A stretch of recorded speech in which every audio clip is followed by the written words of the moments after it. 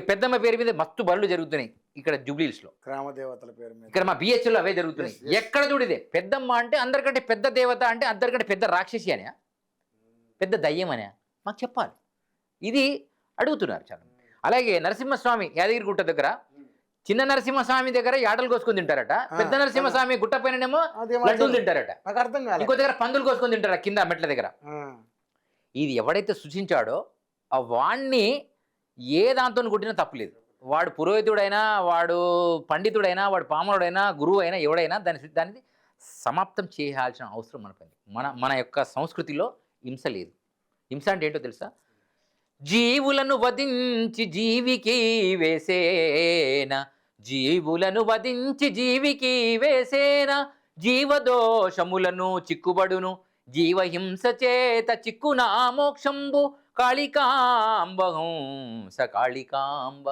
ఒక జీవిని చంపి ఇంకొక జీవికి పెట్టుమనడము, తినడము, తినుమని చెప్పడము, వండడము, వడ్డించడము అనేది 8 మంది పాపాత్ములు ఉంటారట దీనిలో.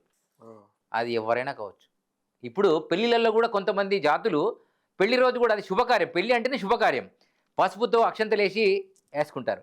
ఉంగరాలు పెట్టి పెళ్లి చేసుకునే జాతి ఒకటైతే, పుస్తెలు కట్టే జాతి ఒకటి, మట్టెలు పుస్తెలు పెట్టే జాతి ఒకటి, ఇవన్నీ కలిపి గాజులతో సాగేసుకొని పెళ్లి చేసుకునే జాతి ఒకటి. ఇలా 3 రకాల జాతులు ఉన్నాయి. వీళ్ళందరికీ ఒకటే చెప్తున్నా నేను, మా పెళ్ళికి మటన్ చికెన్ లేకుండా ఎవడు రాడండి అని చెప్తారు సిగ్గు లేకుండా. అది శుభకార్యం అంటే మీ నాన్న చనిపోయినప్పుడు తద్దినం పెట్టినాడు యాటలు కోసి పిండాలు పెడితివి, మీ బిడ్డ పెళ్లినాడు, మీ కొడుకు పెళ్లినాడు కూడా యాటలు కోసి రక్త మాంసాలు భోజనం చేసి వాడిని అక్షంతలు పైన ఇస్తే వాడు 2-3 రోజుల్లోనే విడాకులు వచ్చేస్తున్నాయి. వాడికి చెప్పులు వేసుకొని ఆ స్టేజీ మీదకి ఎక్కి అక్షంతలు వేసే పరిస్థితి వచ్చింది. సో ఇప్పుడు ఎవడు మారాలి? ఇకపోతే మతాలు అంటావా, ఇది 225 సంవత్సరాల కింద కొండ గొర్రెల మతానికి నాకు సంబంధం లేదు. ఎందుకు చెప్తున్నానంటే అది 127 దేశాలు సాధించారు కేవలం మతం పేరు మీద. వీడు 57 దేశాలు సాధించాడు అల్లా పేరు మీద. వీడు సర్వేజన సుఖినోభవంతని కొంతమంది ఈ ధర్మం నుంచి పారిపోయేటట్టు ఇక్కడ అంటరానితనాలు, పనికిమాల వేషాల వల్ల ఈ ప్రమాదాలు జరిగినాయి అనేటువంటి నివారణ వల్ల కొంతమంది వాళ్ళు దళితులు ఒక్కలే మారలేదండి. రెడ్డిలకు క్రిస్టియన్గా మారిపోయారు, ముస్లింలుగా మారిపోయారు, చౌదరీస్గా మారిపోయారు, బ్రాహ్మణులు మారిపోయారు, వైశ్యులు మారిపోయారు, చాలామంది మారుతున్నారు. కారణం ఏంటో తెలుసా? దానికి కూడా కారణం ఉంది. ఇప్పుడు రేషన్ కార్డు ఉన్నోడికే బియ్యం ఇస్తామన్నాం అనుకోండి, అందరు రేషన్ కార్డు అడుగుతారు. డెఫినెట్లీ.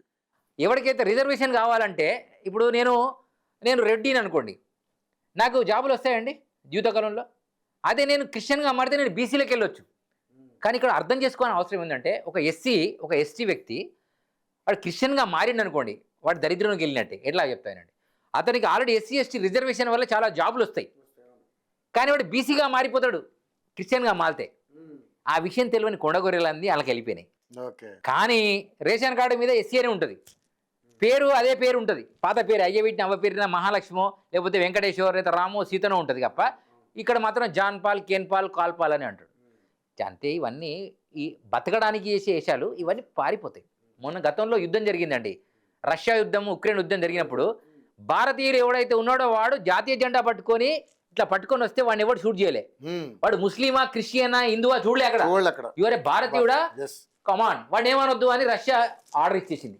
మరి ఇప్పుడు ఈ మతం మారిన కొండగొర్రెలు రేపు పొద్దుగాల ఈ భారతదేశంలో ఈ దేశం తిండి తినుకుంటూ ఇక్కడ కార్యక్రమాలు చేసి కొన్నాళ్ళు అదే పేర్లు పెట్టుకొని నువ్వు మంచిగా మనిషిగా పుడితే నీ పూర్తి పేరు మార్చుకో.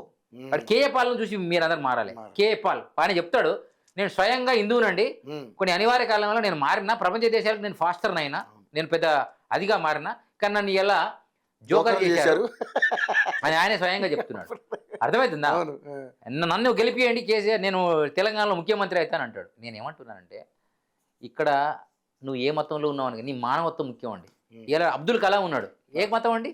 ముస్లిం. ఆయన రాష్ట్రపతి చేయలేదా బీజేపీ పార్టీ? మరి ఈ జ్ఞానం లేని ఎదవలు ఎందుకు మతాలు మారుతున్నారు? ఆ రాష్ట్రపతి ఏమన్నాడు తెలుసా?